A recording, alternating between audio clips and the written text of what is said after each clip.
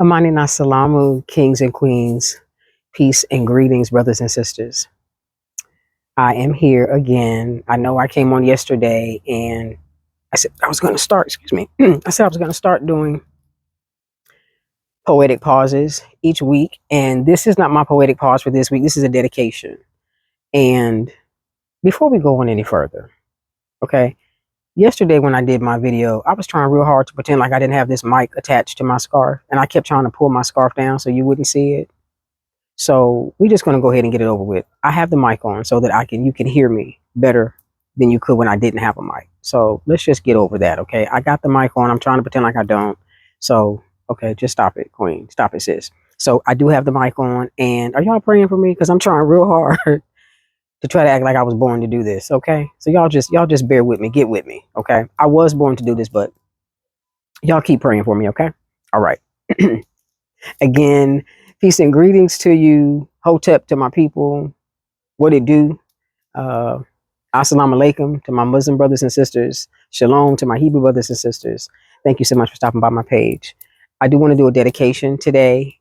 First, I want to give a big ups to some dear sisters in my life. First of all, to my two bestest friends who were classmates. I grew up with them. They became friends, sisters, cousins, and we are still, after almost 40 plus years, we still together. To Princess Cheryl Shuri, to Selena, I love you both dearly. Thank you, thank you, thank you, thank you. To three other sisters who are dear to me. There's so many of you, but these in particular, I wanted to just give a big ups to tonight. Angie B, my connect, and also the guiding force behind Lotus, leaning on the ultimate source, my Hebrew sisterhood. I love y'all. I haven't forgotten you. We will always be connected. To Gangster Reverend Tracy Antoinette Sneed, I love you always. You will always be my sissy. And to my Wonder Woman, powerhouse, Isis, my sis, Latricia Beverly. Okay, I love you, girl. I love you. I think that's all I wanted to shout out right now. There are so many others, but I wanted to give a special shout out to those. The sisterhood that I'm a part of now is Sankofa Savannah House, Georgia. We meet the first Sunday in Savannah, and we're also meeting once a week. And the theme for this month is righteous redemption. And I found a poem that I wrote 3 years ago about being redeemed, and I wanted to share that with you now. I wanted to dedicate that to Sankofa House and to my dear daughter, Queen Camilla Kamat. Okay, so thank you for stopping by my page, and this is my dedication. And yes, I'm outside, okay? Try to hurry up before it gets dark. Y'all keep praying for me, okay? I have learned that I was addicted to getting high off of my own supply, the supply of my gifts that I was born with, divine talents, and specifically tailored skills. I always believed that every skill and talent could be turned into a business or profit. Even my gifts, even my gifts started to have potential. I have been the only Black beautician everyone called on when I was living in Germany. I've published chapbooks or small books of poetry. I've taught African dance and been paid as a fitness instructor for individuals and groups, tutored students, choreographed dance routines for special occasions and even ministry, directed the fine arts department of a church and even a Buddhist organization. I was a professional dancer with the phenomenal Shea Renichi and the Cultural Dance Ensemble. And I learned African dance, African songs, and the Catherine Dunham technique under the guidance of Queen Veronica Black.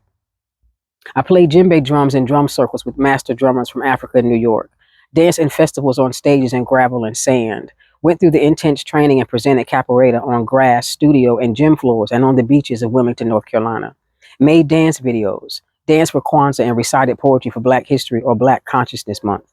I wrapped citrus in fabric for African-inspired weddings, competed in poetry contests, spit my poetic expressions in clubs for poetry night, and watched eyebrows rise from the mixed cultural audiences as I spoke on how Black and how proud I was, stood in front of army generals and spoke of racism, told my white coworkers there was no such thing as a good nigga, all while I was freelancing as a medical technician for the government. I stood in front of bands and reggae clubs and let my poetry and their instruments blend without us even knowing one another. I wiped babies' butts and noses, pulled bullets out of the shoes of a 2-year-old who was always hungry, and plaited a beautiful brown girl's hair because her single mama was in a hurry every morning while I took a shot at being a preschool teacher.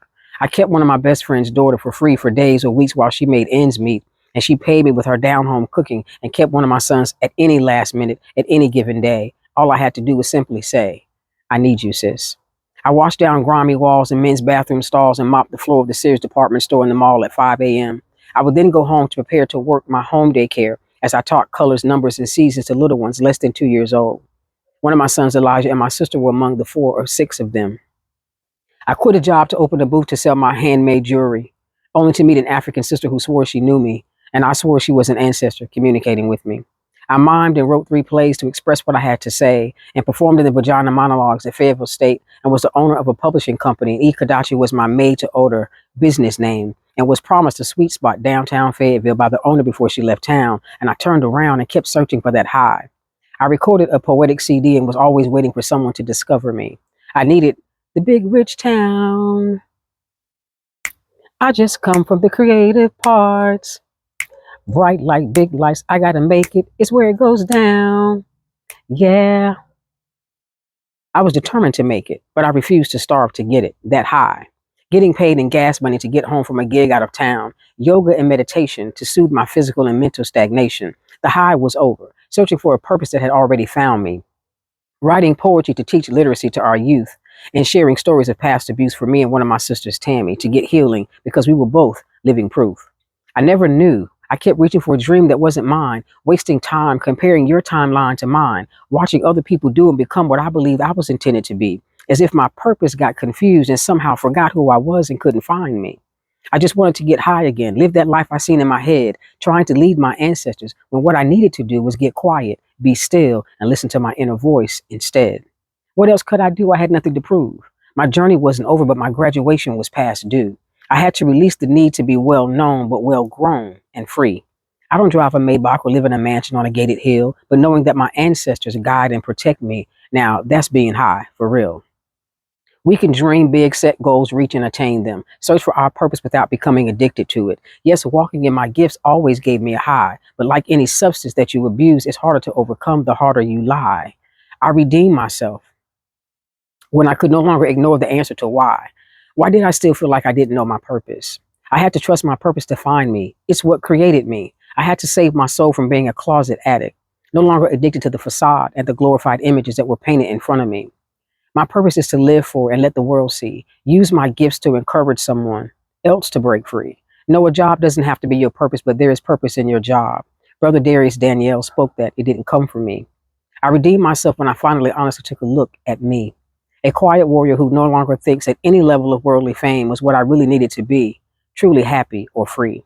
I redeemed myself when I learned to make amends with what I once believed. Now I know my purpose is who I am and who I was created to be.